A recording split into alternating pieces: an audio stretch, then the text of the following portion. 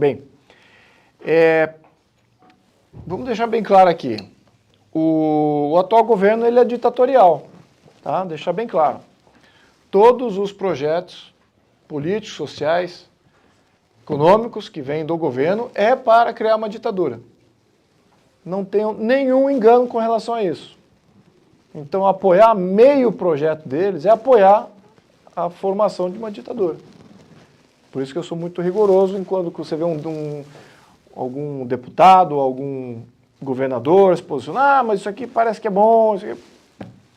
Nada é bom. Nada é bom. E eu não estou exagerando.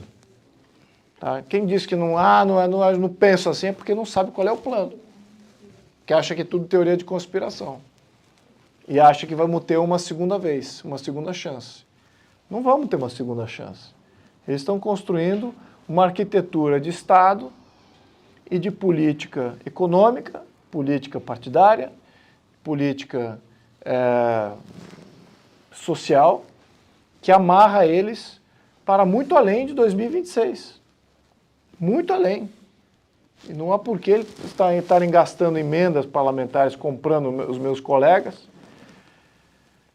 para fazer aprovação de um projeto que, se fosse bom, estariam aprovando. Se na leitura fosse bom, porque o deputado ele sofre, não pressão, mas eu diria que influência. O líder partidário orienta. Então eles têm uma orientação do partido. Os deputados fazem as próprias análises também. Então você tem o seu próprio gabinete.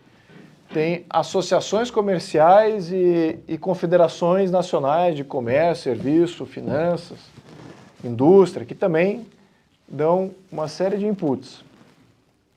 E a partir disso você forma a tua opinião. Então havia ruído negativo. Agora vou entrar na questão da reforma tributária, que eu imagino que esse é um tema mais do momento, mas podemos falar depois de outras coisas havendo perguntas. Na reforma tributária, como é que eu vejo? Desde da legislatura passada, eles ali já fizeram uma sinalização. Depois da eleição, 2022, eles já sabiam qual era a composição da Câmara e a composição do Senado. Eles perceberam, estamos em minoria. Nada do que a gente vai querer vai passar. Então temos que aproveitar esse finalzinho, essa legislatura final agora, anterior. E conseguiram mobilizar o que eles tinham lá de uma maioria um pouco mais ampla, e aquilo fez quebrar o teto de gastos. Aí quando você quebra o teto de gastos, você já suscita mas o que vem para substituir? O arcabouço fiscal, então ficou aquela pendência. E claro, aí tem um outro tema que estava latente, que meio que morreu durante a legislatura passada, que era a reforma tributária. Ela tinha morrido, não ia para frente. Por que não ia para frente? Porque não era boa. Simples assim, não era boa. E então, eles ressuscitam isso, fazem a quebra do teto de gasto, depois o arcabouço fiscal. Eles viram que não iam passar, gastaram bilhões convencendo os líderes partidários e os deputados individualmente, para que fizesse ali uma ideia de apresentação, né, de uma nova, um arcabouço fiscal que viria, etc. E também antecipar a questão da reforma tributária. Tudo isso antes do final do recesso.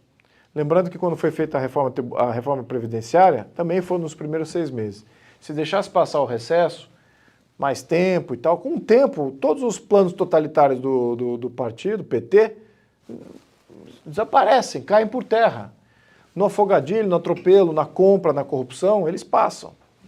Então, esse é o modelo que eles fazem. Esses 6 meses foram determinantes para ferrar o Brasil durante algumas décadas, se a gente começar a querer reformar agora. Caso contrário, são mais tempo aí, talvez permanente.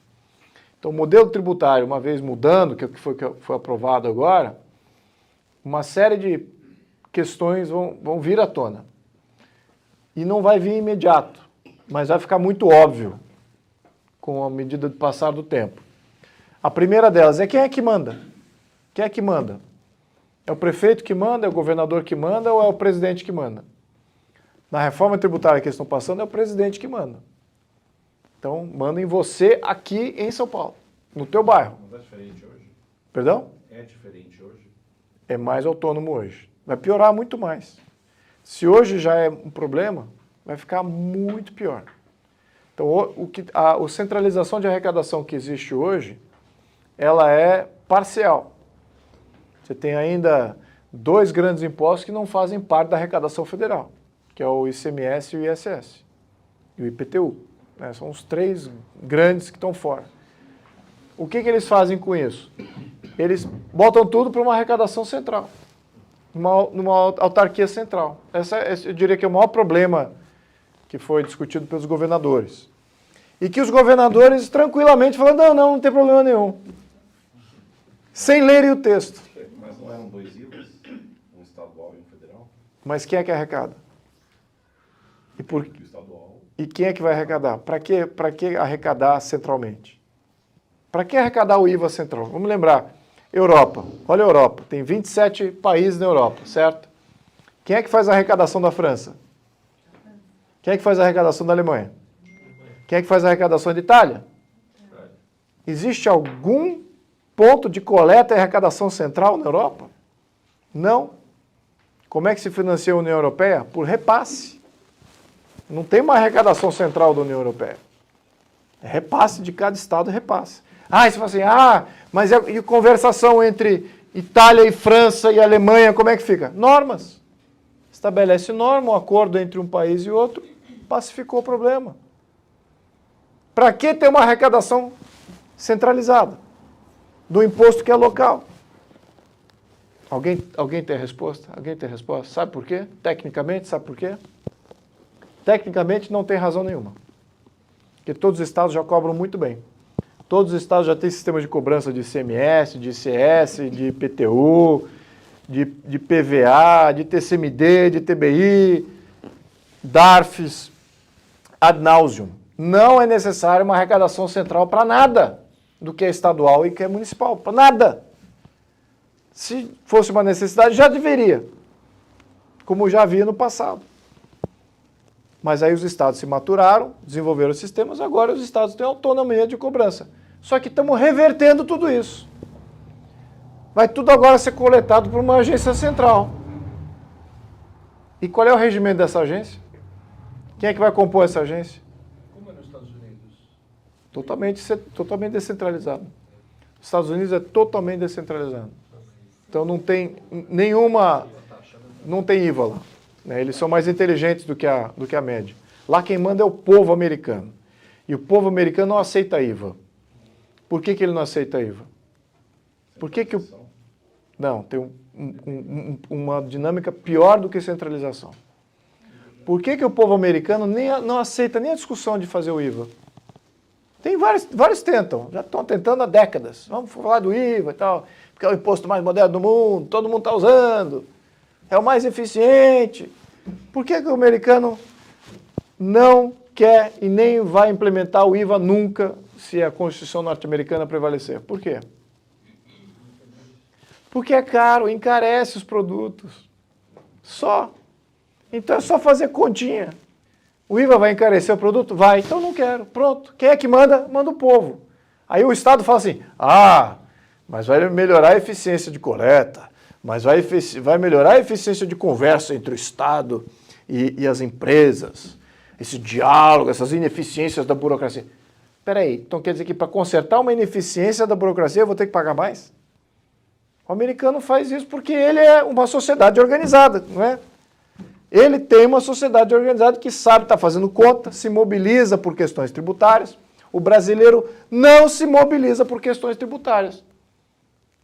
Se mobiliza por tudo, por cristianismo, se mobiliza contra o comunismo, contra a ditadura, por um partido, por outro partido, por um messias. Ele se mobiliza.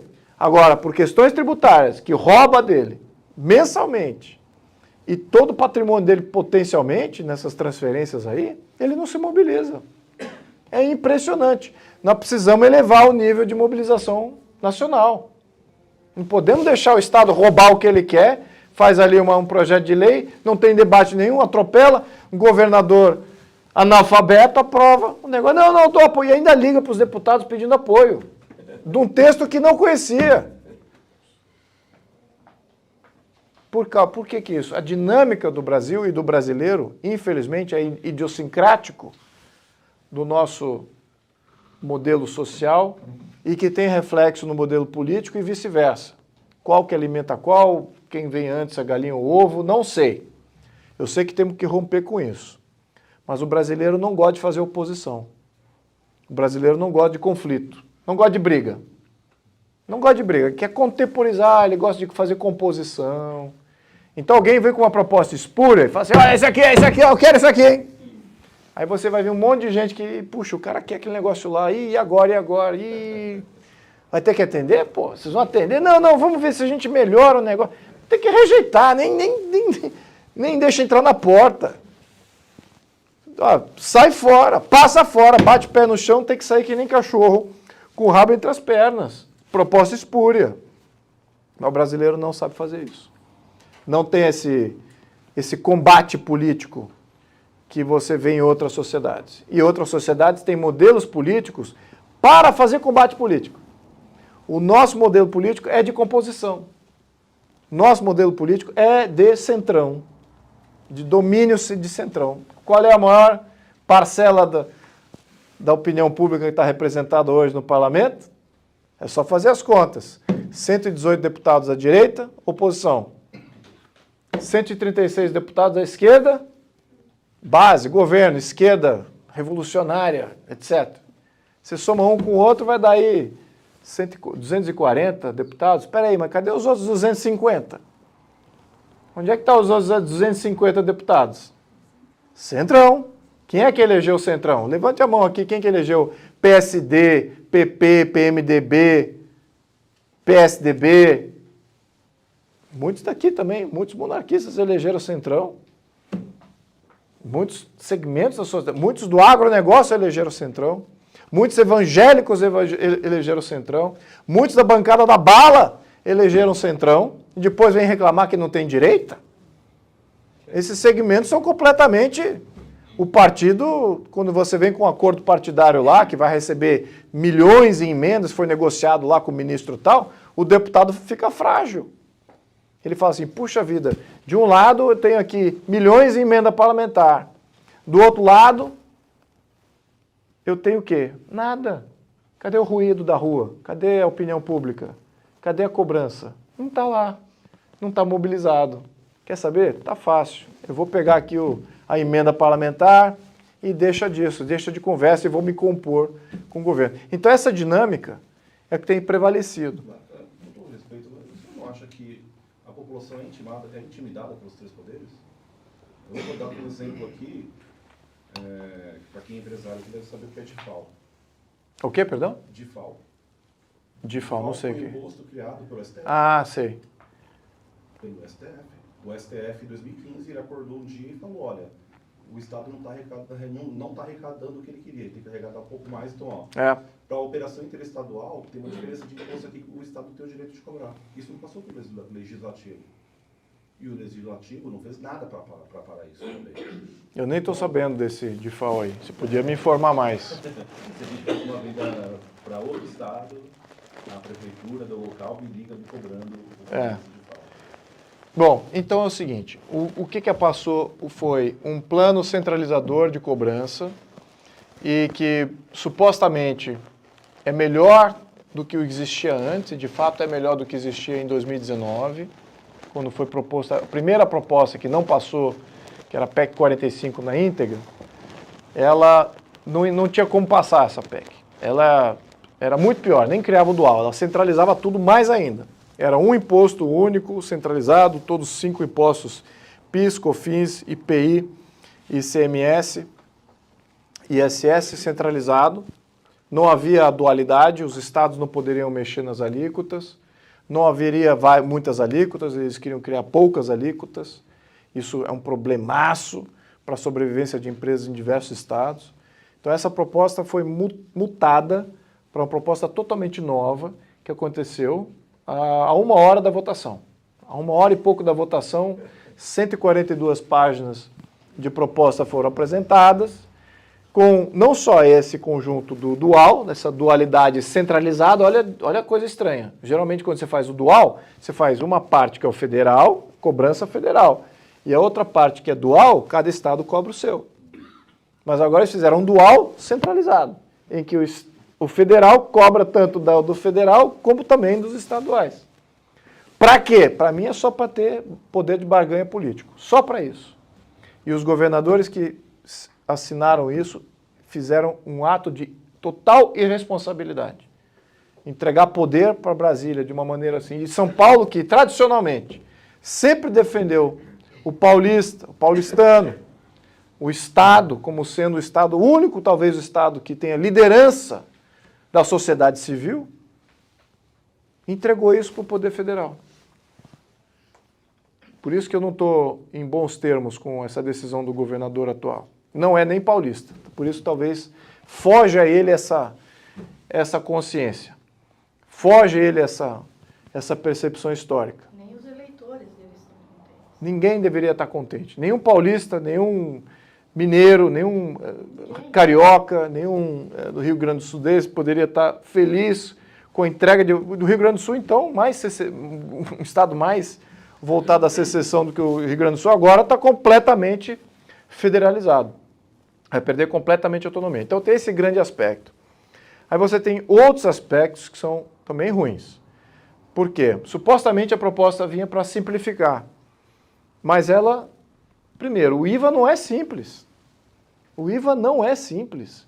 O IVA envolve um mecanismo de controle não só das empresas, vai complicar para as empresas, mas também para o Estado. Precisa de nova tecnologia para auferir como é que se o mecanismo está funcionando. Por exemplo, uma grande empresa faz uma compra, ele comprou com um tributo embutido naquela compra, muito bem, aquilo precisa avisar que foi feita uma compra, foi efetuada.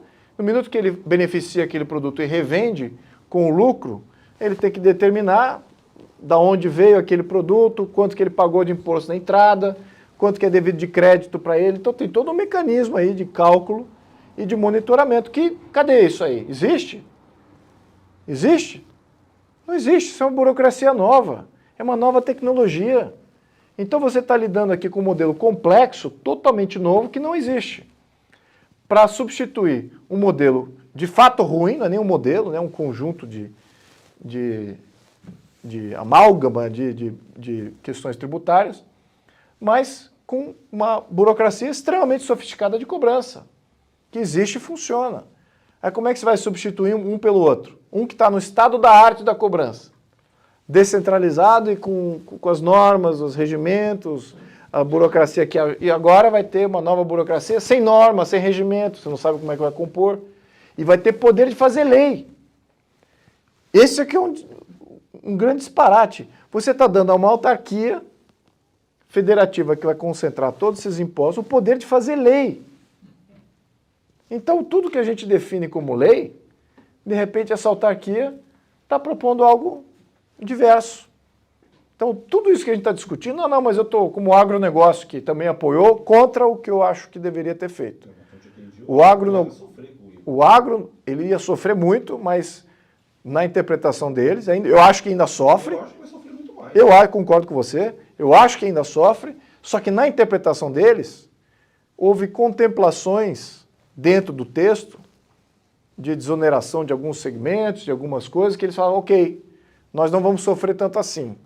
Está o bastante para o agro apoiar a própria. Então a FPA, que tem 300 deputados, ela sozinha poderia liderar o Brasil contra o comunismo, contra todos esses projetos. Não.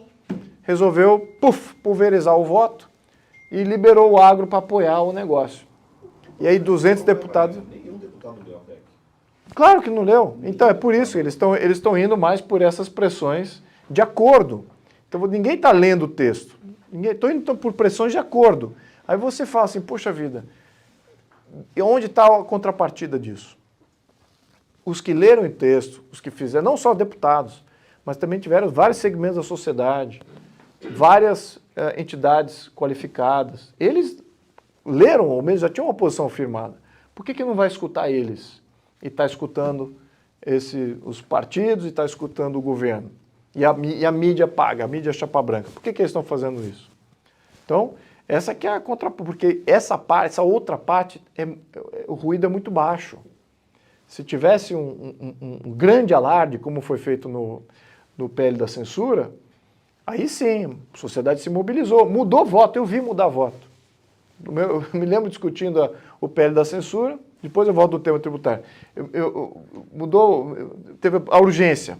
Aí vários deputados, não, eu sou a favor mesmo, sou a favor, acho que sim, acho que tem que ter censura mesmo, tem que limitar a rede social, porque tá um absurdo as coisas que é dita na rede social, uma coisa, um disparate, papapá.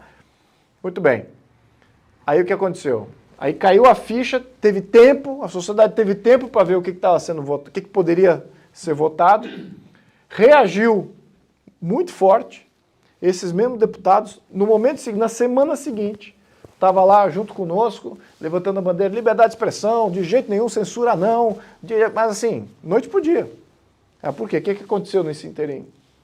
Pressão, ruído, muito massivo. Muito massivo. As próprias redes sociais se mobilizaram.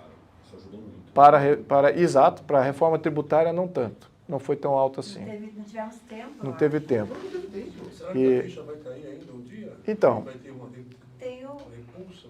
olha, vai acontecer, com certeza vai, mas aí que está. O tempo, eu acho que mata um pouquinho. Por quê? O início da transição é outro aspecto da reforma. O início da transição é para começar em 2026. Eu não acredito que eles vão esperar até 2026 para começar a fazer os sistemas funcionarem do outro modelo. Eu acho que eles vão antecipar isso de alguma maneira.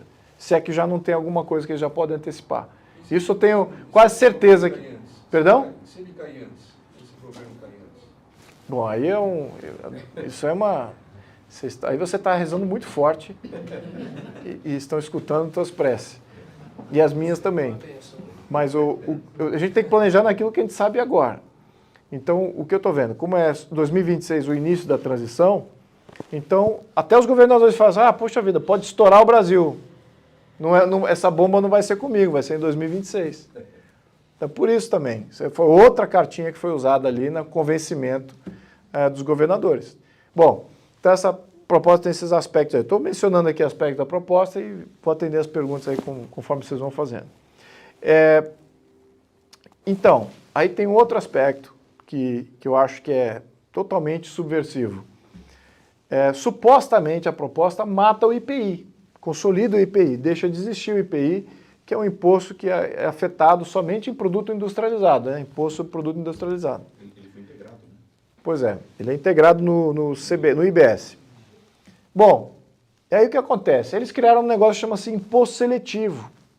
O que é imposto seletivo? Imposto seletivo é um termo novo, mas no fundo, na minha interpretação, é uma regurgitação do IPI, só que agora não é um IPI limitado somente ao produto industrializado. Pode ser também um imposto para agro, para tudo que afeta meio ambiente, ou o que eles chamam de socioambiental, ou que seja prejudicial à saúde. Então isso afeta praticamente, na interpretação, pode afetar tudo. Todo produto afeta. E se não for o produto, a embalagem do produto. Ou o processo do produto. E está no texto, que a gente quis até tirar do texto isso, é que ele faz parte da base de cálculo, ou seja... Cada estado vai criar novamente a sua regra. Não só isso, mas ele faz parte da base de cálculo dos outros tributos, que é tudo que a gente combate. Você tem uma cascata de imposto. Você tem ali o custo do produto primeiro, aí você tem o custo do imposto. O próximo imposto, ele deveria ser calculado no custo somente do produto. Mas não, é mais esse, aí você soma mais um, é um efeito acumulador de impostos. E nós sempre combatemos isso, todo mundo combate isso, ninguém gosta disso. Na emenda constitucional está especificando que é exato, é para fazer isso mesmo. Então ele acumula junto com os outros impostos e ele tem uma amplitude potencialmente muito maior. Então, ou seja, não está simplificando assim, muito pelo contrário, você acabou de abrir aqui uma válvula de escape tributária em que vai poder ser aplicado em praticamente tudo. Então você tem esse outro aspecto que eu acho que é extremamente nocivo. Aí você tem outras facilitações que eu diria que aí nem cabe ao Poder Federal. Aí, de fato, é uma graxa para que os estados e municípios aceitem a proposta, ou aceitassem a proposta. Eles expandiram o ITCMD, que é o Imposto da Morte, né? O imposto que você paga na morte, na transferência de bens e de herança, etc. Então eles expandiram isso para o conceito de progressividade, que é uma coisa absurda. Aliás, o imposto de renda progressivo, que já é um absurdo, né? E só para deixar claro isso aí, aliás, maioria das vertentes de escolas de economia, eles pregam imposto único que é proporcional. Que imposto é esse? É uma alíquota única, um percentual único. Você vai pagar imposto de renda, todo mundo paga 10%. Ou todo mundo paga 20%. Seja, mas é um imposto único. Isso é o melhor modelo, ao menos do ponto de vista de você não gerar desproporcionalidade. Por quê? Se você recebe 10, você paga 10% de 10. Se você recebe 1.000, você paga 10% de 1.000. Então ele é proporcional àquilo que você ganha. Isso sim é proporcionalidade. Agora, quando você faz uma coisa progressiva, e você fala assim, quem recebe 10 paga 10%, quem recebe 1.000 paga 20%. Então, quem é que vai pagar desproporcionalmente mais? Quem ganha mais. Isso gera, se você não calibrar isso bem feito, por isso que as bandas de imposto progressivo, elas são muito próximas, elas não fogem, não tem assim uma disparidade muito grande. Mas, com um governo desse, no futuro, tudo é possível. Aí você pode criar bandas de desproporcionalidade em que não há nenhum interesse de acumular e ter mais renda. Porque você vai estar pagando muito mais, desproporcionalmente. Então você fala assim, poxa, qual é o incentivo de eu ter mais renda, acumular bens, se eu vou estar pagando desproporcionalmente muito mais? E claro que, e até inibe, né? Você força as pessoas a fazerem toda sorte de proteção para você nem pagar esse imposto nunca. Então a possibilidade é de nunca pagar esse imposto. Essa que é a realidade, quando você começa a criar essas bandas. Então é uma coisa que você transferiu essa possibilidade para os estados, na mão de governadores e secretarias de finanças desqualificados, eles vão tentar cobrir buracos com esse tipo de propositura, fazer uma coisa mais progressiva. E até que você combata isso, é toda uma mobilização que você precisa fazer junto ao governo do estado, às assembleias, então é mais um problema. Além disso, IPVA, que era uma coisa para morrer, IPVA era para morrer, IPVA. Quem é que entende a função do IPVA? Não tem mais função, é puramente arrecadatória, ideológico, virou ideológico. Tem até livros explicando o porquê que o IPVA ele é o imposto que gera mais igualdade social. Por que vocês acham que a pessoa pensou assim? Porque ele tira a riqueza de quem compra um bem que supostamente tem um valor agregado alto. Então, ou seja, é totalmente ideológico. Vamos tributar mais porque aquele bem ali, olha, aquele bem lá que é um bem de luxo, entre aspas, né, um carro, um bem de luxo, vamos tributar aquilo, botar um IPVA todo ano. Todo ano vai ser tributado naquele negócio. Mas que absurdo é isso? Para qual função? Para criar igualdade social. Como? Tirando de quem tem. Não é dando para quem não tem, é tirando de quem tem. Não tem nenhum plano social associado ao IPVA, não tem nenhum projeto de governo associado ao IPVA, é puramente punitivo arrecadatório. Igualitarismo, né? Só que achar... Exatamente. Então eles estão pregando quase que a expansão do IPVA, abrindo a possibilidade de expansão do IPVA. Então tá bom. Aí por outro lado você vê ó, como é que o governo funciona, e isso é para tudo, tá? Então eles vão lá, expande o IPVA, cria uma punição para quem compra um carro de maior valor agregado e faz uma coisa regressiva lá também, ou seja, progressivo lá também. Muito bem. Aí do outro lado, o que ele faz? Ah, vamos baratear o carro popular e faz um plano de governo que vai subsidiar ou vai... Para que cobrar no primeiro momento? Você tem um efeito na cadeia produtiva, nos fornecedores, na geração de emprego. Sabe quando a pessoa passou pelo século XX inteiro e não aprendeu nada? É impressionante. Parece que você está falando, e isso acho que é em função também do Brasil ser um país isolado. A verdade é essa. O Brasil é totalmente isolado. Enquanto a Europa, você pega lá os rincões da Europa, o debate ele flui tal qual o centro da Europa, em termos de postulações, de argumentos, etc., porque os parlamentos são próximos um do outro. Agora, você vai aqui no Brasil, qual é o parlamento mais próximo do Brasil? O do Uruguai ou do Paraguai? Quem é que está olhando para o que está sendo discutido lá no Paraguai e no Uruguai? Ou na Argentina? Quem é que olha para o Chile e fala assim, nossa, olha só o debate que aconteceu lá no parlamento do Chile, nossa, você viu isso aqui? O brasileiro não está nem aí, porque é distante, não é nossa realidade, não comungamos. Então o país é um país isolado que não se beneficia desses aprendizados. Estamos aqui regurgitando tudo que já foi vencido no século XX. Tudo, até essas questões econômicas. Não faz sentido nenhum você fazer um imposto com IPVA e depois do outro lado você dá um subsídio. Isso é a coisa mais idiota que você pode se propor fazer. Isso é o que o século XX fazia e muitos países que fizeram o debate, estão atentos ao que os outros estão debatendo, já eliminaram. Mas enfim, então a gente ainda está muito atrasado nesse quesito. Em tudo, tá? Nesse aspecto. Então, por favor. Um outro grande ponto que eu vejo é essa eliminação, plano de eliminação da moeda física. Sim. A moeda, e sim, a moeda digital, você passa a ser um número, passa a ter uma conta digital e pode ser cancelado a qualquer momento. Faz um rastreamento do... Controle. Exato. Até nos Estados Unidos isso aí já está diminuindo muito, né? Diminuindo muito o valor que você pode sacar no banco. Não pode Sim. ser mais 10 mil dólares. Não, eu vou dizer mais, até o exemplo que você está dando.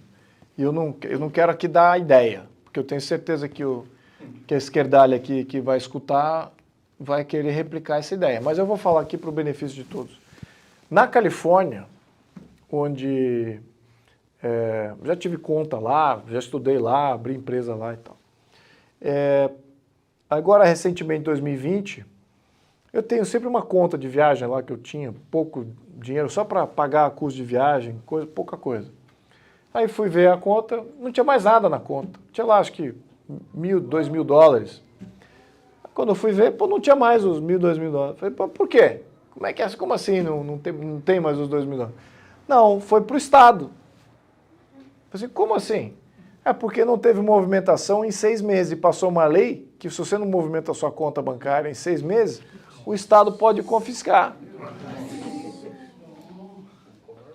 Olha a ideia que eu estou dando aí para a esquerdalha aí do Brasil, hein? Mas, então isso aí você tá, ou seja, a tua conta poupança, a tua herança, isso tem uma data limite. E eles olham a propriedade dessa maneira. É a função social agora. Né?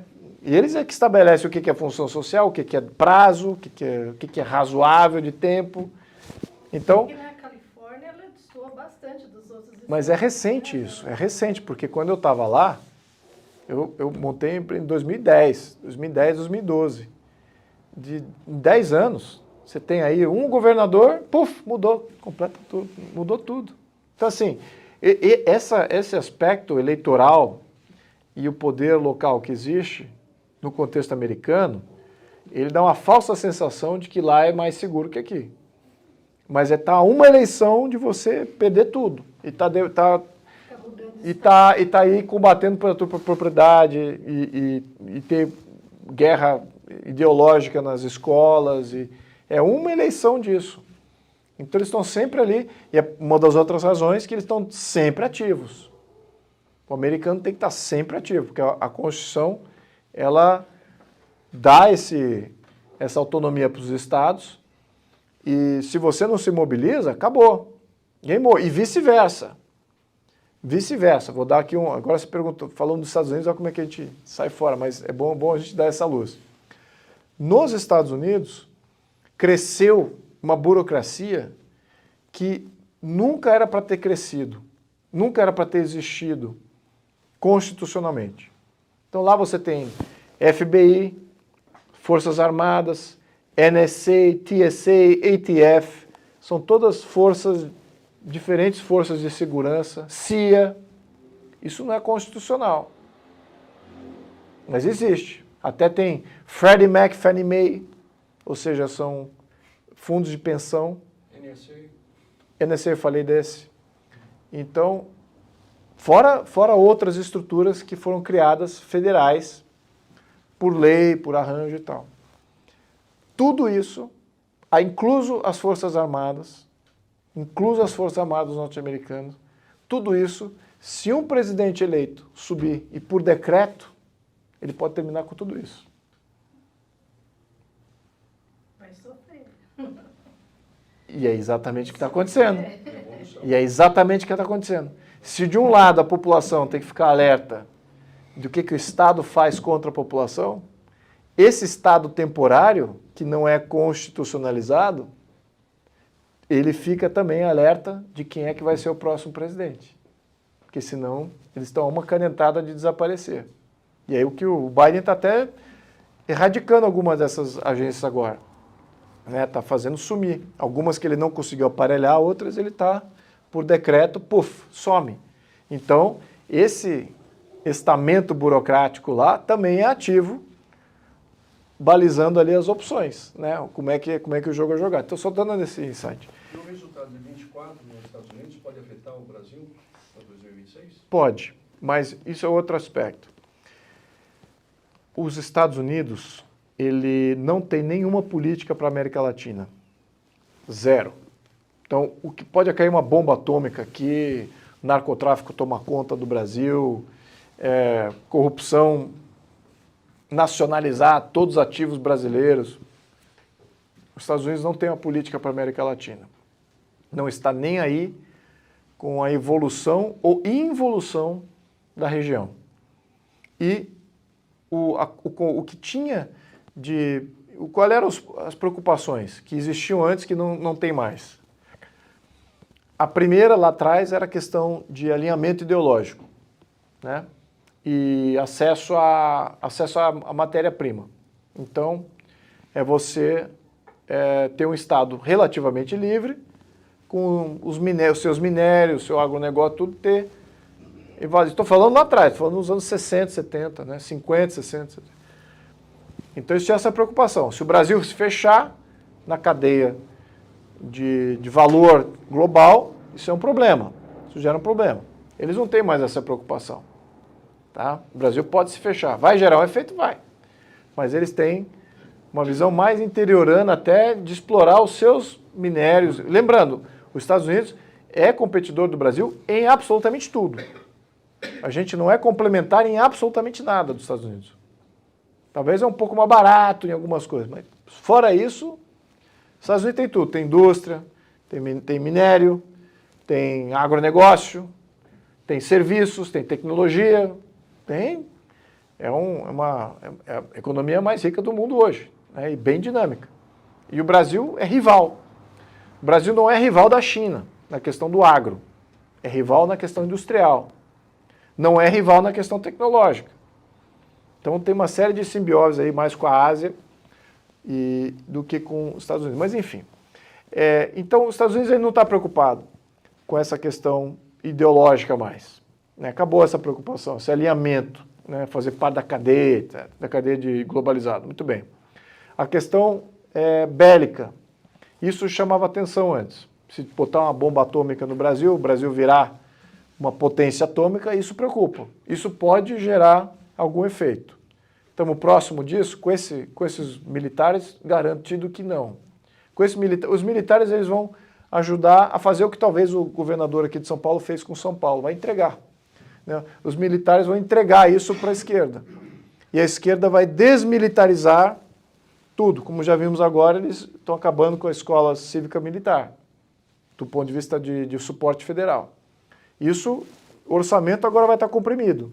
Acabei de falar com a BIND, que é a Associação de Indústria de Defesa, e os generais não querem nem conversar de orçamento, porque o governo quer arrecadar e está querendo fechar um buraco de 150 bi.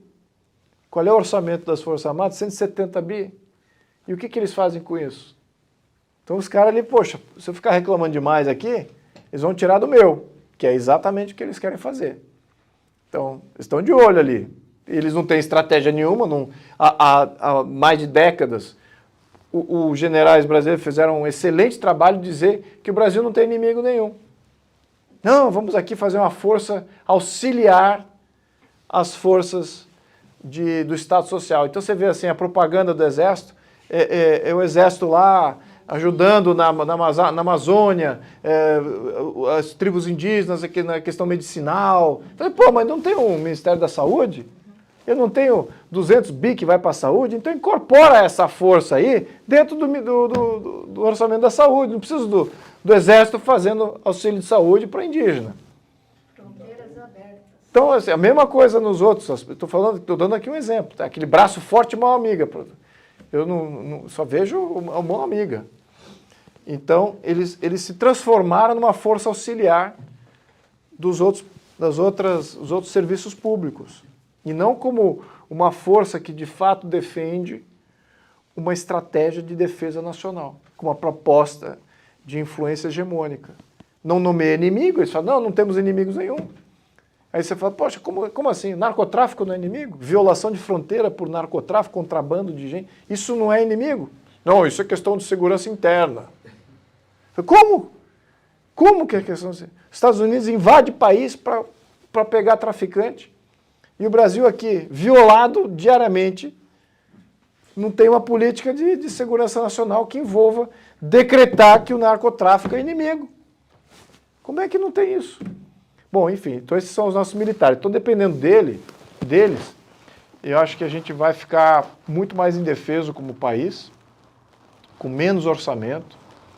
E então essa parte aí de você tornar o país um desafio militar aos Estados Unidos é zero de chance. Aí você vai falar, outra coisa que os Estados Unidos se mobilizaria contra o Brasil é o narcotráfico. Só que o Brasil não é um polo de narcotráfico, é um polo de distribuição e de passagem é um corredor aberto, né? Mas não é um polo de produção, né? Então, por esse aspecto, eu já escutei até que o americano fala assim, o americano está acostumado com saber que a América Latina é toda do narcotráfico. Então ele fala, não precisamos ir lá para combater produção de droga, isso aí é do passado. A outra coisa, que é a questão migratória.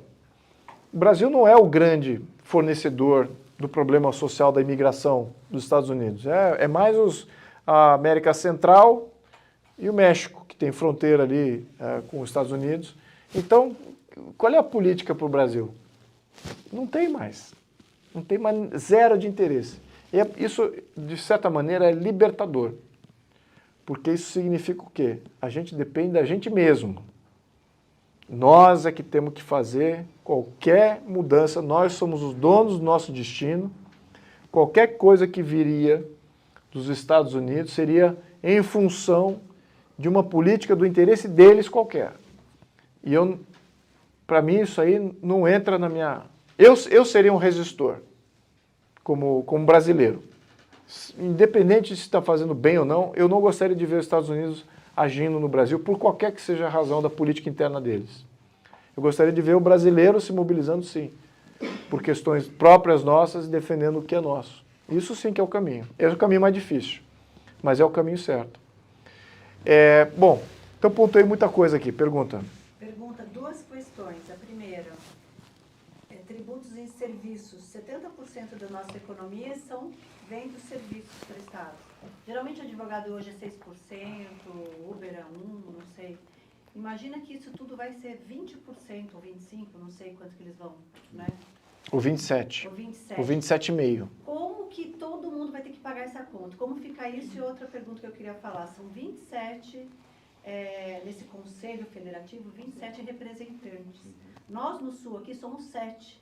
Então o Nordeste e o Norte vai mandar na gente? A gente vai mandar o dinheiro e vai ter que bancar mais ainda essa conta? Então, na questão de uso federal, né, do recurso, tem que olhar. O recurso federal, ele vai ter... Aí que tá, não está definido o conselho, eu estou especulando. Tá? Não está definido o conselho. O que foi definido no conselho é que vai ter uma separação do que é o uso do recurso federal e como é que isso é representado. E a questão do arrecadação e uso do que é arrecadado estadual. E quem vai olhar isso são os estados. E os estados vão estar representados proporcionalmente. Então, São Paulo, é por isso que eu acho que o Tarcísio aceitou. Foi falado alguma coisa sobre o formato tributário? Porque hoje nós temos três, né? Nós temos o simples, o presumido e o real. Então, essa unificação... Você cria um sistema paralelo que não é... Você vai ter que fazer o julgamento se vale a pena você estar em simples ou estar em real. Mas a verdade é que o modelo ele favorece o lucro real. Quem está com lucro real, mesmo uma pequena empresa, sai ganhando. Mas está com lucro real, pequena empresa, é mais difícil, é mais complexo. Não é fácil para um pequeno e médio empresário operar no lucro real. Oi? Tem que decidir no início do ano se você vai ter um prejuízo no final. Exato. Não, e tem que ter esse monitoramento de nota fiscal mês a mês, aquela coisinha. Então, esse aspecto que hoje é assim. Hoje, qualquer gestor financeiro de qualquer empresa tem que ficar todo mês ali perdendo tempo com questões tributárias. Você vai na Europa, também. Tem um fulaninho ali, todo mês. Você vai nos Estados Unidos? Nada. Nada. Aqui é muito complexo. Mas é isso. Então, por que a gente adotou o modelo complexo? Por que a gente nem debateu o modelo que você não precisa fazer nada? Qual seria esse modelo? É esse, o modelo americano. A gente teve essa proposta, podia ter discutido ela, votado ela, mas não. Foi empurrada essa proposta aí deles. Salvo engano, a sua proposta, a PEC 7, ela está mais próxima do modelo americano. Será que você pode explicar mais ou menos o que você propôs e o que está avançando hoje? A PEC 7 não está contemplada. A gente tirou até da discussão. O formato tributário. Sim. O que se propõe na PEC 7 e o que está sendo avançado hoje? Tá. Bom, na PEC 7, por exemplo, você não tem o IVA, você tem o modelo Sales Tax. Então significa que do produtor, lá de quem faz a colheita, distribuidor, processador, até o supermercado, é zero de imposto. Você não tem que fazer nada. Os operadores dessas empresas, cooperativas, vão passar 0 minutos do ano falando de questões tributárias entre empresas. Seja ele um provedor de serviços, seja ele um provedor de produtos, entradas e saídas, não importa, não tem tributação entre empresas. Então, o que acontece com isso? Teu custo despenca. Teu custo operacional, não só de operar a empresa, mas o preço que você passa ao consumidor é o mais baixo possível. E é por isso que o maior mercado consumidor do mundo é o mercado norte-americano. É porque ele tem o melhor sistema tributário para o consumidor e para o produtor. É por isso que a economia dos Estados Unidos, mesmo agora com aquele louco do Biden, que não tá no comando, e mesmo não estando no comando, está fazendo besteira, a economia está com pleno emprego, 3,5% de desemprego.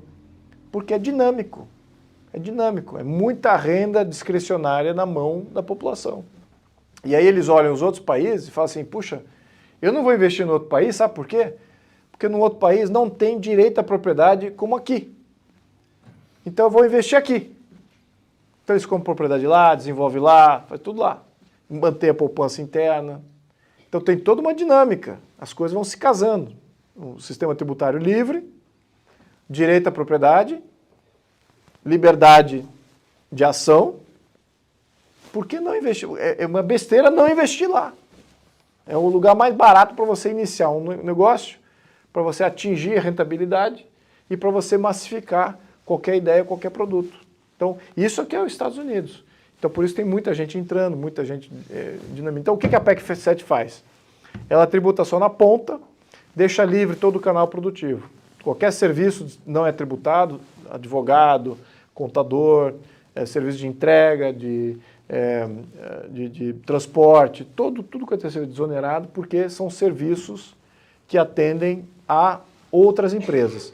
Se é uma coisa que atende ao consumidor final, aí esse é tributado, aí esse paga o valor final. Só que o modelo norte-americano não é só isso. O modelo norte-americano, ele também é um outro aspecto. Ele é mais baseado na renda.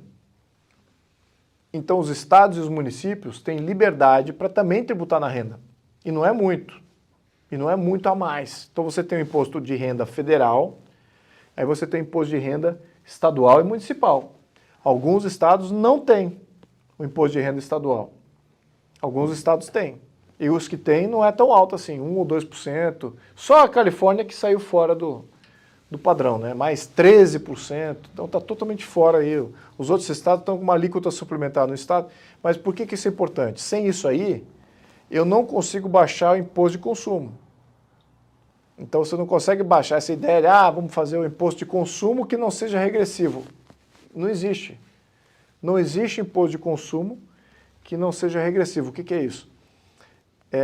Regressividade é quando você tem a parte carente da sociedade paga proporcionalmente mais do que a parte afluente. A parte afluente paga menos, proporcionalmente falando, a renda. Tem mais renda, proporcionalmente paga menos imposto. Por quê? Você vai lá, compra lá um pãozinho, digamos que tem 10% de imposto naquilo. Tudo bem que pode estar isento, né, hoje, mas vamos supor que tenha 10%. Para um carente, 10% é caro. 10% de um pãozinho de, vamos supor aqui, R$10, um sanduíche, estamos falando aí de R$1, né? Agora, o que é R$1 para o carente, o que é R$1 para quem é afluente? Essa que é a comparação. Então, para quem é carente, R$1 é muito. É muito isso aí. Então, a gente tem que sair desse modelo de depender de imposto de consumo.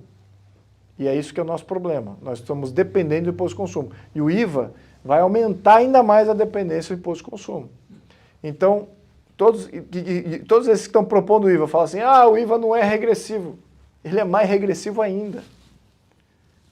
Você teria que ter um modelo americano para tornar ele menos regressivo. Mesmo assim é regressivo, mas teria que ser menos regressivo. Para você poder baixar a alíquota. Como é que você abaixa a alíquota? Você cria uma alíquota de imposto de renda, e aí o Estado equilibra, que ele vai arrecadar menos do consumo para passar a arrecadar mais da renda. Aí você equilibra. Mas nada disso foi discutido. Então, é isso que está na PEC 7, tá? Esse novo modelo. Só que a diferença o que é? Em 3 anos, se não 2, você implementa o modelo. O senhor fez um comentário que deu até arrepio aqui. Então, as empresas do lucro estão ameaçadas. Sim. Sim, com certeza. Elas não vão ter crédito. Vai pagar muito mais na compra do serviço e vai ter que repassar isso para o consumidor dela. É por isso que todas as confederações nacionais, a Confederação Nacional do Serviço, aliás, todas essas diferentes associações de serviço, eles estão dizendo o seguinte, eu vou perder cliente, porque eu vou ter que cobrar mais caro e os clientes, nem todo cliente vai poder pagar mais caro, e em alguns estados vai desaparecer. Você não vai conseguir ter o serviço. Na verdade, o cliente vai migrar para grandes corporações, que são essas empresas do lucro real. Sim. Não, quem tiver o preço mais barato. A verdade é que o preço vai subir para todo mundo. Então, o cliente vai ficar sem um produto, um serviço que ele já consome hoje, e quem oferece o serviço não vai ter como sobreviver, porque não vai ter meio de poder atender o cliente, porque ele vai ter que cobrar no mínimo aí 25% e não vai ter crédito disso. Então, para ele vai ser preço cheio. O que é serviço? Escola. Imagina escola privada, quem é pai, mãe. Streaming, qualquer coisa assim. Então você prejudica os pais, você prejudica a saúde. Um hospital, por exemplo. Você vai lá ser atendido por um médico particular. Ele vai ter que te passar agora uma nota muito mais cara porque ele está sendo cobrado. Ele está comprando com mais custo, não tem como se creditar desse custo e vai ter que repassar muito mais. E incluso algumas pequenas e médias indústrias. Eu já escutei de um industrial que me veio e falou assim, olha, não é só o serviço não, porque olha, na minha indústria eu vou ter que repassar no mínimo 20% para os preços. Então, supostamente, a indústria que está defendendo essa proposta, e alguns segmentos estão falando que vai ter impacto, sim. Não sabe o que está defendendo, ele está olhando só... Claro que não sabe, é uma grande irresponsabilidade, é por isso que eu não tenho nenhuma resguarda política de criticar quem é que for que aprovou isso. Eu não tenho. Porque eu vi esse detalhe, eu estou acompanhando isso desde 2019. E esse pessoal que está entrando agora não tá nem viu a proposta. Nem viu a proposta. Então, isso é roubar poupança, renda da população. Felipe, e qual é a possibilidade real de ter algum tipo de veto no Senado, agora que a proposta foi aprovada na Câmara, vai para o Senado? Tem alguma proposta, algum destaque? Só se os senadores fizerem um trabalho de impacto. Se os senadores realmente fizerem um trabalho de impacto nos diferentes setores e se derem tempo para avaliar, fica aqui a mensagem aos senadores, não sei se vai ter algum escutando isso. Ela é representante em 53. Ah, bom, então olha, se eles realmente fizerem isso e a análise for idônea, isso é outro aspecto. Eu já vi estudo não idôneo de agência vinculada ao governo, que quer fazer passar e está ali patrocinando. Então, claro. Acho que Então, estão puxando o pêndulo muito forte para depois arrebentar tudo isso. não sei. Eu espero que os senadores façam o trabalho que a Câmara não fez e que os governadores não fizeram. Debater com a sociedade. Só mostrar os impactos, só isso. Só mostrar quem é que fez a análise, se é uma... não pode ser uma só que é do governo, IBGE, IPEA. Tem que ser alguém da sociedade, que esse que faça. E que isso seja debatido. Só isso, só isso. Só isso aí já vai dar o pano de fundo para aprovar ou não. Aí o cara vai, puxa vida, olha quanto impacto negativo que tem. Eu aprovo. Botou o nome dele atrás de uma má proposta. É isso que está em jogo. Pode ser que para alguns senadores não seja um problema. Essa Então, legislatura ainda falta oi? mudar muitos senadores ainda.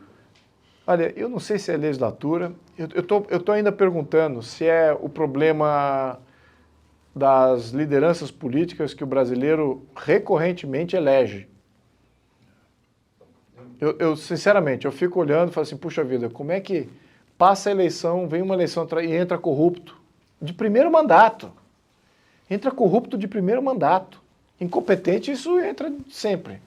Agora, corrupto de primeiro mandato, pô, peraí, o cara veio, não era lá empresário, era um cara, um ativista, de repente virou deputado, pum, já entra no primeiro esqueminha, já entra. Então como é que pode? Não, ele entra mesmo. É difícil se eleger. É difícil se eleger para qualquer coisa. É difícil eleger deputado, vereador, qualquer coisa é difícil. Então eu já passei 2 vezes e não é fácil. Mas eu digo o seguinte, isso aqui eu estou abrindo para discussão, porque é subjetivo essa percepção. E a gente debate isso como deputado toda hora. Fala assim, pô, você vê lá um conjunto de deputados que não formam opinião pública, eles não formam opinião pública, não fiscalizam o governo, que é o que eles deveriam fazer constitucionalmente, e eles não fazem legislação nenhuma. Então, que raio de deputado é isso? Não propõe nenhuma legislação nova. Então, que raio... E é isso que a gente elege, uma eleição atrás da outra. E agora, com a internet, a coisa está melhorando. Mesmo assim, ainda tem um canal obscuro de mídia tradicional, cabo eleitoral tradicional, prefeito, vereador, que fala, vota aqui, ó, santinho aqui, começa a distribuir santinho na cidade. E a população vota naquele santinho ali que nem sabe quem é. Esses aí, olha, esses são bucha de canhão partidária. Não servem para nada, a não ser para o líder de partido falar assim, eu tenho 20 deputados que são meus. E os outros 10 ali votam conforme as suas consciências e análises. Agora o resto ali é meu, ou seja, tá no cabresto do partido. Mas enfim, então essa é uma dinâmica social, eu acho, que em função do voto proporcional ela é exacerbada. Se tivesse voto distrital, a cobrança ia até muito mais rigorosa, muito mais próxima, e a gente não tem discussão disso também. Tá? Candidatura independente, voto distrital, recall de mandato, isso aí resolveria esse problema aí de ter o deputado, o senador incompetente, ou o cara que é omisso e some, né, no contexto ideológico, não faz opinião, não se posiciona, está sempre esperando quem é que paga mais. Então isso aí tem que sumir. Agora, onde que começa? Mudando o sistema, mudando a sociedade, mudando os atuais deputados e senadores. Onde é que começa? sociedade. Olha, eu acho que o lugar tem que começar o lugar mais difícil, que é na sociedade. Todos os lugares. É o lugar que eu acho que é o mais difícil de começar, de ter uma amplitude e coesão de opinião sobre isso, mas é onde tem que começar. Oi. A gente está tentando fazer isso na cidade que a gente mora, só que é quase impossível, porque o prefeito toma conta de todos os partidos e a gente não consegue inserir as pessoas realmente de direita na política. Então, o que a gente faz? Porque a gente não consegue um partido, o prefeito manda em todos, não tem uma abertura, não tem o que fazer. Independente tem que ter. Né? Olha, não tem uma solução que eu possa dizer assim, faz só isso. Mas o que é o principal é expor o problema. Expor e dar consciência. Para a sociedade. Para a sociedade. Não é para o próprio representante. O representante, ele é fraco. O representante, ele é muito fraco. Você pega um vereador, deputado, eles são fracos, porque eles têm que atender a população. Se não atende a população, eles têm que atender algum grupo de interesse. Então, é raro você ter aí um deputado que escrache completamente qualquer um. Ele tem que se abrir à cobrança de quem paga o salário dele, ele é pago para isso. Então, acho que todos os representantes de um certo molde, eles reagem bem à cobrança direta. Só que eles não são os protagonistas da mudança. Eles são fracos como líderes de mudança. E eles vão representar uma mudança que já aconteceu na sociedade. Isso sim. Então, se você tem uma sociedade mais ampla, mais coesa, aí eu diria que tem que ver o tamanho da massa crítica que fez pressão em cima daquele representante ou daquele fulano. Eu vou dar um número aqui. Até tem um movimento que se criou agora nos Estados Unidos, que é os 3%. Esse movimento foi the 3%. Por quê? Porque no resgate histórico do que foi a Revolução Americana de 1776, só 3% da população se mobilizou. A Revolução Americana foi feita por 3% da população. 97% da população não se mobilizou para fazer a revolução mais importante que nós vimos nos últimos 300 anos. Aliás, podemos botar 1000 anos aí. Então, esse aqui é o contexto. São 3%. E hoje, esse ano agora, atualmente, criaram um movimento dos 3%. Então, não precisa nos 97%, a verdade é essa. Mas você precisa que os 3% seja grande o bastante e focado e orientado para fazer a pressão certa. Não adianta os 3%, está tudo difuso. Aí você não consegue nada. Mas você pegar os 3% e focar, que nem laser, aí você começa a ver resultado. Então, fica aqui um comentário mais genérico, tá? Só, não sei se é aplicável. Espero que sim. 70% da população é da direita, só que ninguém quer fazer nada, está esperando os 3% aparecer. Os 3% que represente ela, exato.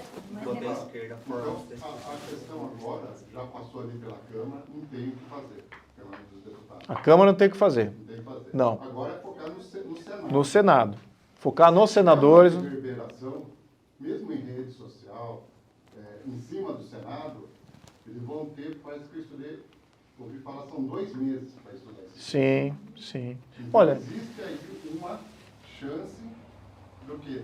Ou de se calar essa reforma tributária, mas isso vai depender agora dessa ação em cima dos senadores. Sim. Porque a outra ação também é em cima dos governadores, que já se venderam, vamos dizer assim. exato. Esse aí, uma vez que você fala não ou sim, para você mudar a tua opinião, é muito mais custoso.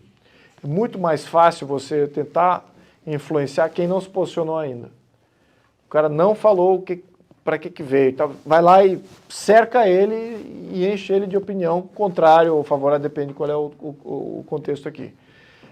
Na questão do Senado, você tem que prestar atenção no relator, que é o relator da proposta, imagina que eles vão fazer uma comissão especial para avaliar isso aí, ou vai direto a plenário. Acho que então é só com o relator. Tá? Vai direto para o relator. E aí é uma questão de falar com o relator e também unificar aqueles que deveriam estar unidos.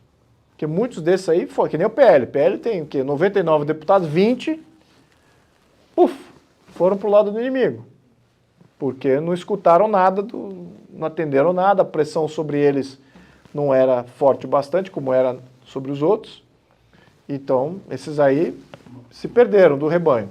Então tem que ter foco também naqueles que são para ter foco, são apoiadores naturais ou resistores naturais. No caso do Senado, se o ruído for grande, essa reforma ela pode se calar e não se falar mais, ou apenas vai só mudar o texto? Então, o que pode fazer, o Pacheco pode prolongar isso aí. Ele que define se é 2 meses, 6 meses, ele que define o tempo.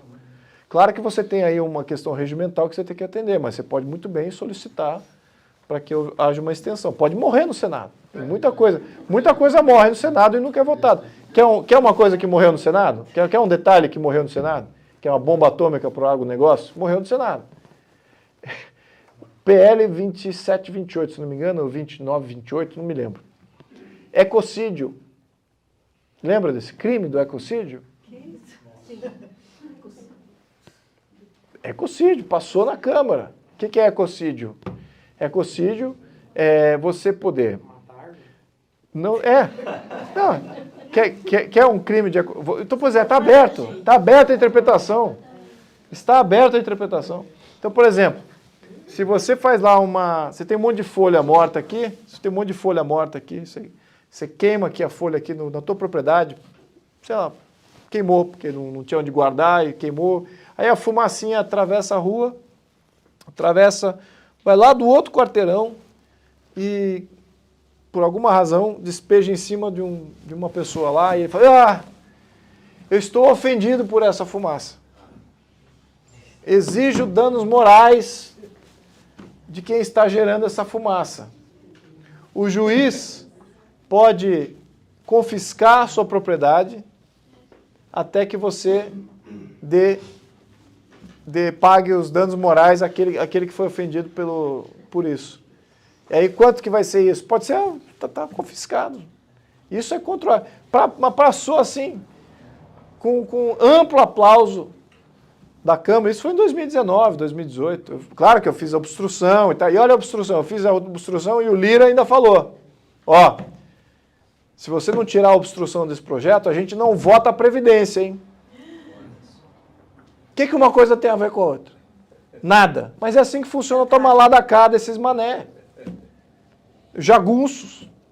É assim que funciona. Tem alguma coisa que você quer? Então deixa aqui, então é meu. Você quer isso aqui? Então o que você me dá por isso aqui? Tem nada a ver uma coisa com a outra. Mas como é que eles fazem. Isso eu presenciei no primeiro ano.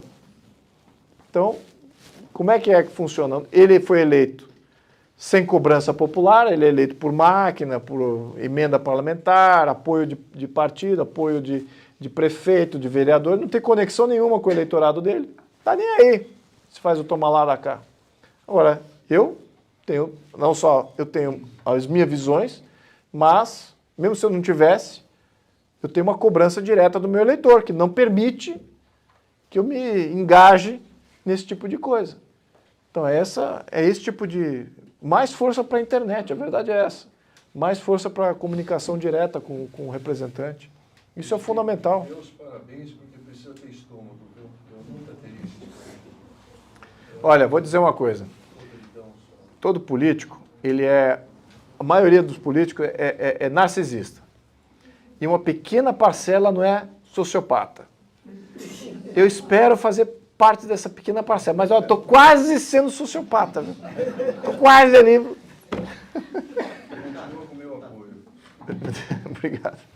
Deputada, boa noite. Boa noite. Me permite fazer um adendo em relação à sua fala inicial, a qual o deputado cirurgicamente conseguiu nos explanar essa vontade de barganha, que é justamente a intenção espúria da centralização tributária, é justamente pela retirada, ou não retirada total, mas deixando maculada a falta de limitação do Fundo de Compensação de Incentivo. É justamente no ponto que o Estado não deixa clara a situação, olha, vamos fazer uma compensação tributária aqui, não tem uma limitação do aporte do governo, da União, e aí, no caso, o governo federal utilizará isso de barganha, com empresas, com estados. Então, é mais um ponto que corrobora a fala do deputado, que de fato é a centralização da ditadura. É isso mesmo. O poder de barganha que ele vai ter no momento seguinte é ímpar. Ímpar. Vai poder ditar a regra em qualquer cidade que for, qualquer estado que for. Já está, né? Se ele já pegou o estado do Sul-Sudeste e já conseguiu comprar a preço de banana, né? Se eu fosse governador de algum desses estados, certamente não bastaria ele falar, olha, está aqui uma linha de crédito, está aqui, olha, a gente vai seguir. Mas peraí, nós fizemos quase 20 destaques. E ele faltou espaço, ele devia ter feito 40 destaques. Quer dizer que os 40 destaques, tá tudo bem? Tá tudo bem? Saiu barato. Concorda? Não viram 40 problemas graves, e dos quais a gente nem conseguiu destacar todos. Então, esse é o nível de responsabilidade e de preço baixo que se pagou pela entrega de todo esse poder para Brasília. Então, é fundamental que a sociedade comece a cobrar o que a gente tá vendo lá dentro.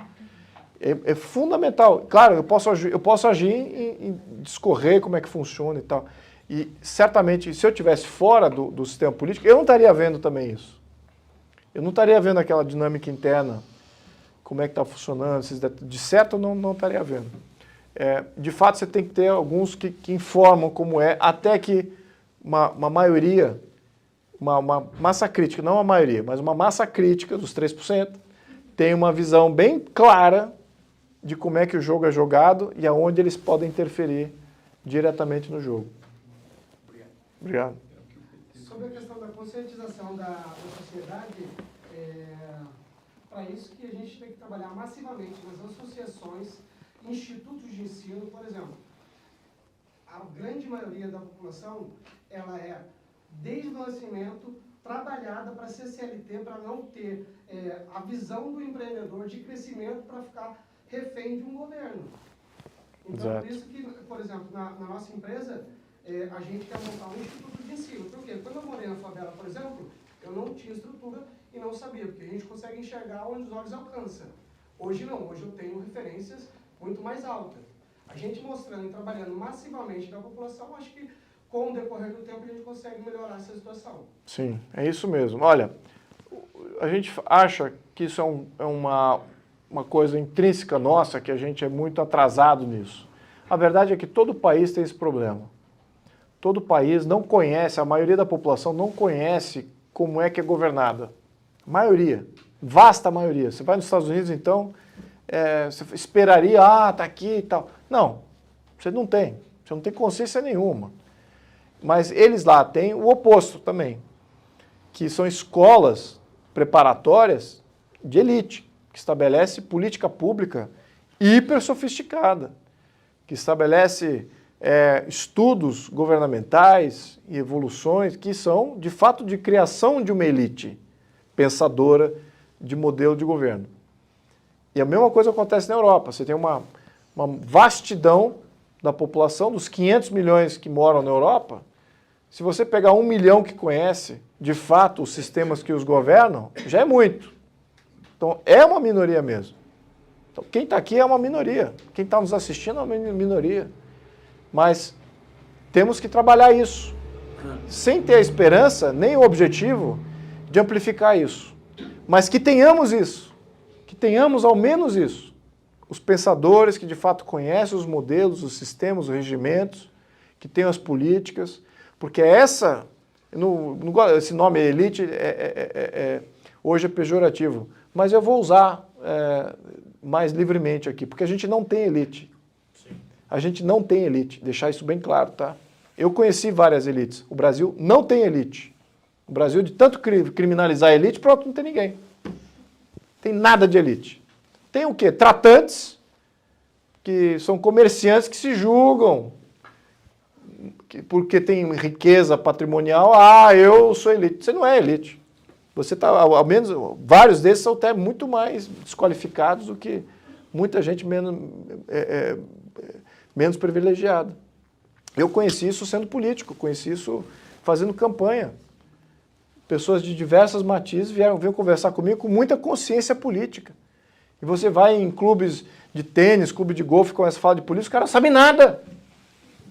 Isso é patente, assim, não estou exagerando, tá? Então, o conceito de elite ele precisa ser resgatado. Porque, de fato, ele ofere a consciência que está dentro de cada um de nós. Isso torna você alguém elitizado ou não. É o teu nível de consciência, é o teu nível de conexão, de conhecimento. Tem nada a ver com questão de classe, origem, patrimônio, nada a ver com isso. Então essa elite eu gostaria de resgatar, a elite da consciência, que é isso que a gente precisa no Brasil. É uma revolução de consciência, eu já falei isso várias vezes, mas precisamos de mais gente com essa consciência. Eu já encontrei muitas, e eu digo assim, de coração mesmo, é o que me mantém na política. Se eu soubesse, se eu descobrir que no Brasil não tem uma massa crítica de pessoas que pensa como eu, para que eu vou ser político? Acabou. É Venezuela. É um governo totalitário, corrupto, há décadas, com uma massa totalmente manipulável, dependente, carente, incapaz de se organizar e se mobilizar como um conjunto. Acabou. É o que o Rio está se tornando aqui, o Acre está se tornando isso, alguns estados já estão falindo nesse sentido social. E eu acho que ainda é impossível o país de 200 milhões de habitantes não ter uma massa crítica, intelectualizada, com muita consciência. Eu tenho certeza disso. É para esses que eu converso, é para esses que eu me mobilizo, para esses que eu tento me eleger. Porque eu sei que esses fazem a diferença. Esses são capazes de tornar um país que está no cúspide de ser um país de primeiro mundo, se tornar primeiro mundo. E tem outros países que não têm esse privilégio, porque não tem essa massa crítica de consciência. Enfim, então é isso aí. Tem que pensar, vamos pensar e não jogar tarrafa. Sim. Assim, fugindo um pouco do tema, tá? Mas no caso assim, do possível retorno da monarquia, qual seria o papel eventual da monarquia num cenário como esse de ditadura ou de corrupção se alastrou? Qual seria o...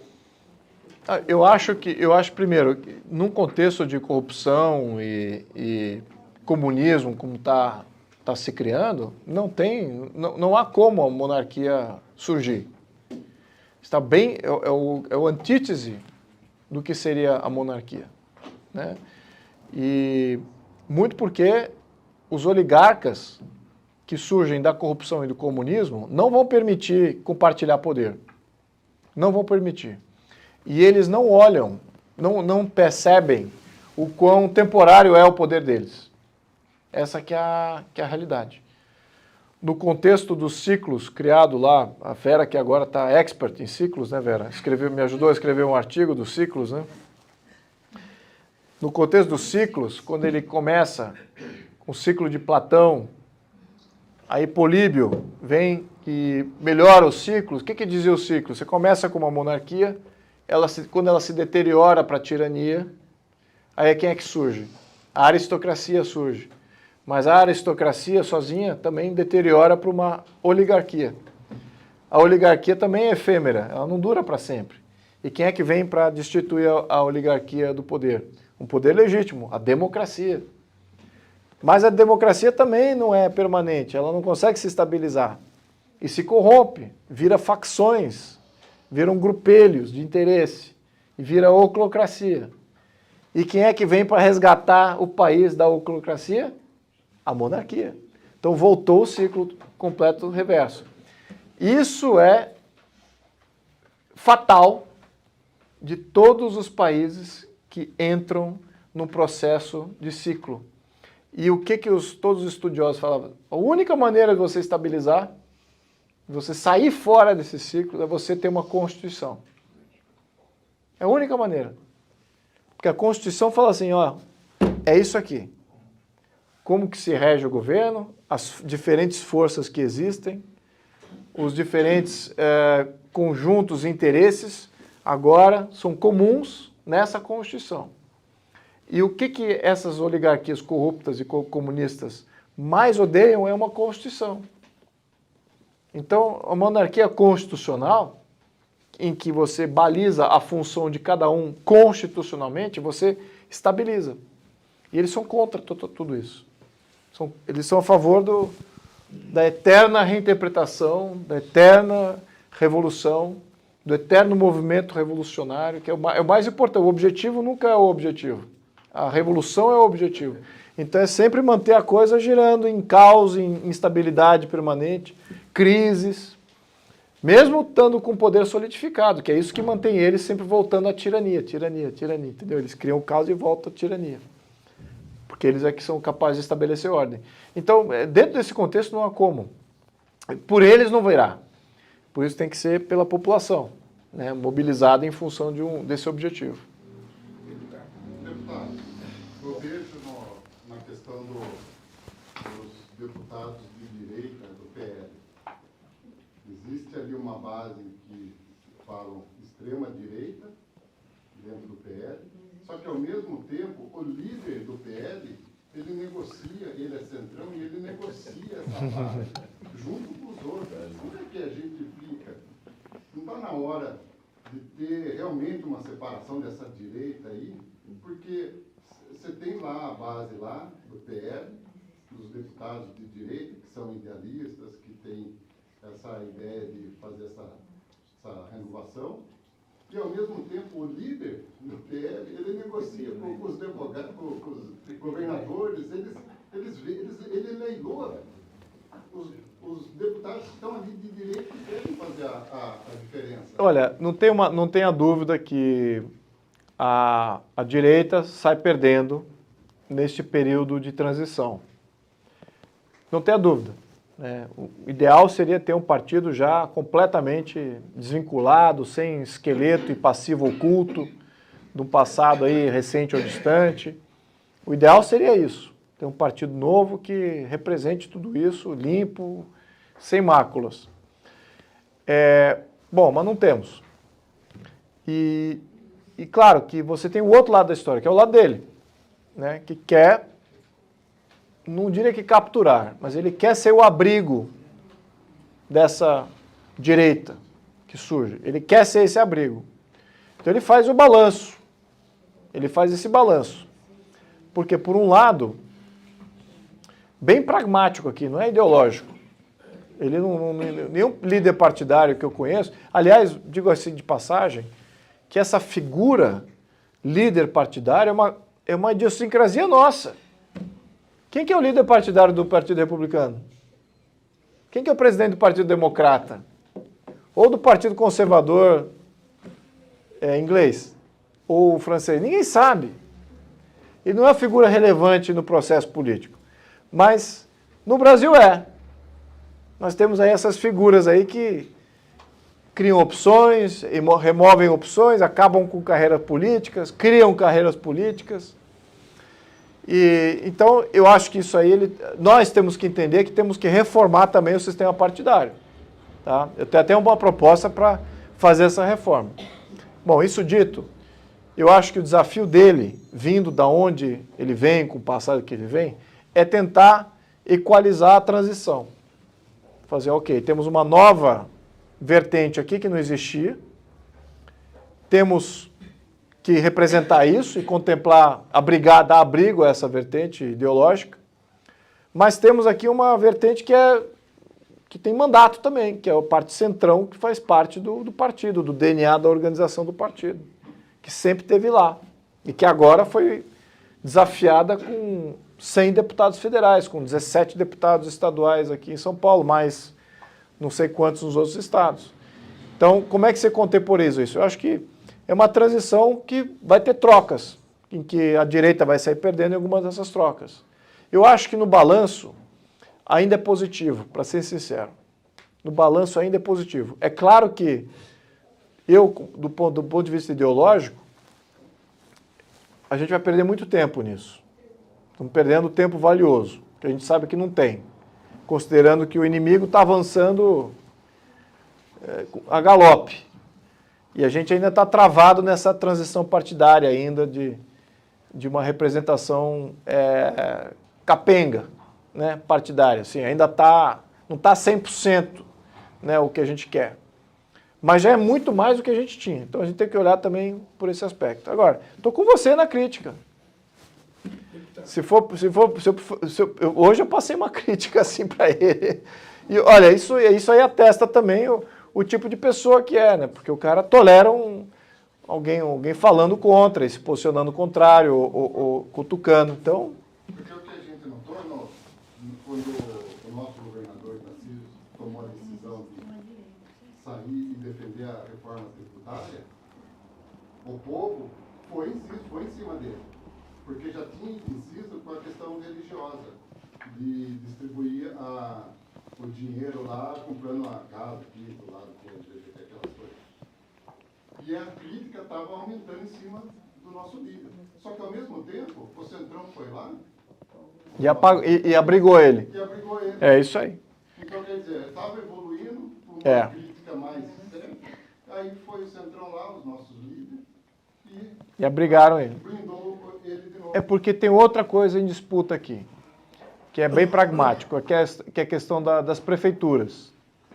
Porque ele agora está em disputa com as prefeituras. O Tarcísio é quem comanda a chave do orçamento para as prefeituras. E se houver uma cisão, um racha, assim, do PL agora é contra o Tarcísio, ou não apoia mais o Tarcísio, ou acho que o Tarcísio deve ser um candidato aí do centro, do centro-esquerda, virar uma terceira via, e o PL vai achar outro candidato, ou vai se colocar aí mais rigoroso na questão ideológica, em 2024 é provável que a gente está entregando de bandeja várias prefeituras para o PSD e para os republicanos, que hoje compõem o governo. Você vê, o PL nem está no governo Tarcísio praticamente. Então tem tudo a perder. Em São Paulo tem 650 prefeituras, 300 eram do PSDB, que boa parte quer migrar para o PL, mas se o Tarcísio for lá e cutucar a ideia, orçamento para vai para o PSD. Aí pronto, aí você está engrandecendo até o Centrão em função disso. Enfim, tem essa dinâmica também, tá? Que eu estou fazendo essa leitura para dar um pouquinho de lastro aqui para o que você comentou, que você fez de crítica, tá? Todo o teu lado da crítica, mas eu entendo, eu tenho empatia do que ele está gerenciando ali. E é de fato importante, viu? Não é um dilema pequeno. O quanto que vale a tua ideologia versus o quanto que vale você ter ganho territorial, base, né, de prefeituras do Brasil. Né? Eu acho que tem que botar isso na balança. Eu acho que é mais ou menos por aí que ele está balizando. Então eu não... O Salles é melhor que o Nunes para prefeito. Claro que é. O Salles é ótimo. O Salles seria ótimo governador. Então vamos pôr o Salles. Pois é, vamos botar o Salles então. Mas você, a opinião pública, se organize. Eu sou um deputado que vou representar isso aí com muito gosto. Podemos criar uma treta lá dentro do partido, mas se a população não está organizada e solidificada, é só um deputado fazendo treta dentro do partido, não representa nada. Infelizmente, a sociedade atual perdeu a noção de que seja a função do governo. E a ideia de que o governo, a principal função do governo é organizar a vida virtuosa em comum. E não é de cima para baixo planejar tudo, intervir em tudo, etc. Por exemplo, os Estados Unidos, nesse sentido, é interessante, dentro da atividade das coisas republicanas, mas não há mais aquela concepção orgânica, natural, de uma nação transformada uma grande família, conseguindo como organizar. E ficam essas disputas de partidos, de ideias, não há unidade nisso. E esse é o ponto que nós temos que batalhar. Quais são os princípios fundamentais? A visão de um governo foi. Existe o Estado e o governo. A questão do Estado e do governo. Aqui no Brasil é uma confusão total. E não é função do governo de organizar toda a vida da nação. Deixa fazer. Organicamente, para a vitalidade do povo, não vem de cima para baixo, vem de baixo para cima. Essa é a realidade. Inclusive, o Conselho Democrático é muito mais autêntico do que esse sistema partidário, disputas, etc. O que a nação perde com isso é atroz. O custo disso para uma nação é atroz. Imagina o governo, o Brasil, se pudesse desenvolver-se naturalmente, organicamente, sem intervenções contínuas de política do governo, um que é mais esquerdista, um que é mais imposto, um que outro que é outra coisa. Não funciona, está provado que esse sistema não funciona. As coisas são orgânicas, são naturais. É preciso deixar que a vitalidade do povo se manifeste e que o povo assim, porque assim foi toda a história. Apesar dos Estados Unidos ser uma república, nesse ponto, isso é um exemplo. São muito mais livres. Não há essa intervenção contínua do governo em todos os detalhes. E uma confusão, hoje, há uma confusão ideológica completa. Agora a gente vê com o Brasil profundo, não que é isso, o Brasil profundo está ansioso de reencontrar suas vidas históricas. O Brasil profundo está farto do regime republicano. Hoje você não encontra um republicano que diga de boca cheia que a república deu certo. Não existe. Pelo contrário, é um fracasso total. Agora, pronto, questão tributária. Quando Dom Pedro II viajou para a Europa, deixou a sua filha, a princesa Isabel, como regente. E é um texto de Dom Pedro II muito bonito, que era preciso ser estudado. Quais são os conselhos de Dom Pedro II da sua filha para assumir a função de chefe de Estado. E na questão impositiva tem uma questão simplíssima. Não se pode aumentar um imposto, a não ser que se tenha visto todos os meios possíveis para diminuir os gastos. Agora, hoje nós temos um paquidermo estatual que custa uma fábula para a nação. E os impostos têm visto que não bem na nação, mas cobrir os custos desse paquidermo, que é inútil. O custo da justiça no Brasil, permite o próprio custo do Congresso Nacional, é atroz. O custo de cada juiz é atroz. O custo dos serviços médicos é atroz. Tudo custa muito mais. Por quê? Porque houve intervenção do Estado. E é uma ideia falsa de que a missão do Estado é organizar a vida do Brasil de cima para baixo. Não.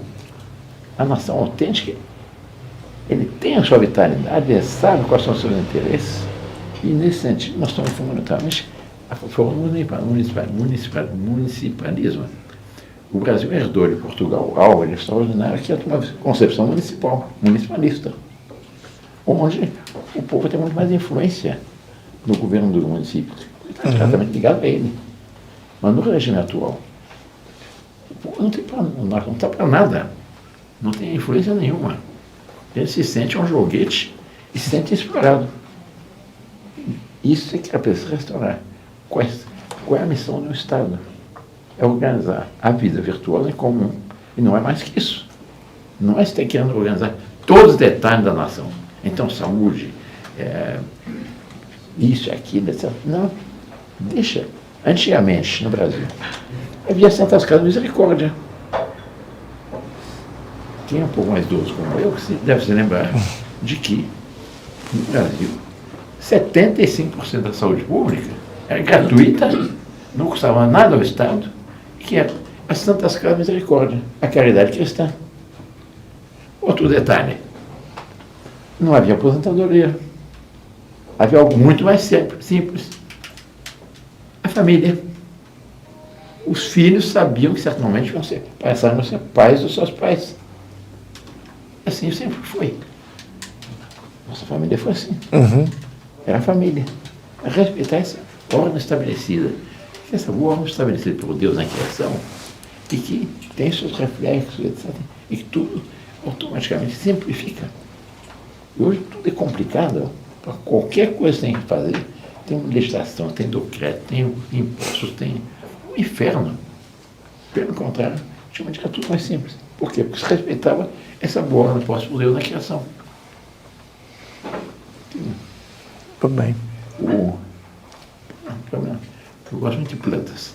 Não sou radicalmente contra esses ecologistas loucos.